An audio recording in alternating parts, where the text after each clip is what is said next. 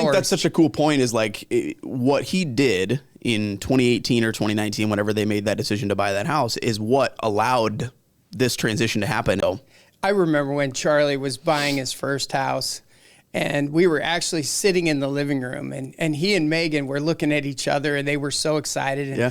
Do you think we should do it? And what do you think? Brady says we can do it. And I was like, you'd be silly not to do it. Yeah. Like, buy this house. Well, I think that's such a cool point is like what he did in 2018 or 2019, whenever they made that decision to buy that house, is what allowed this transition to happen. You know, he bought his house for $165,000, and it's probably in the 289, 290 category right now. Yeah. Now you think about that.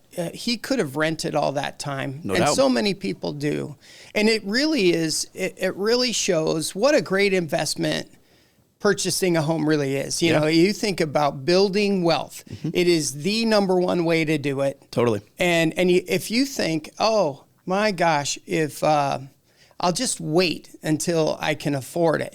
Well, you'll never do it at that point. I think that, you know, your son would be the first to tell you that like that taking that leap at a, you know, age of what, 21, 22 when they bought that house, right? And so it was a combination of being able to do 100% financing. When we coupled that with the closing costs from the seller, we were able to basically get them into this house with no money out of pocket. Yeah. And now here we sit 9 years later, or however long it's been, and he's got over $100,000+ in equity. And Sure. they've bought these 2 lots next to their parents, and they get to, you know, just create this dream for their lives that is just like the epitome of what you would want for a client, right? Like, and I'm so happy to hear that this trajectory has allowed this to happen.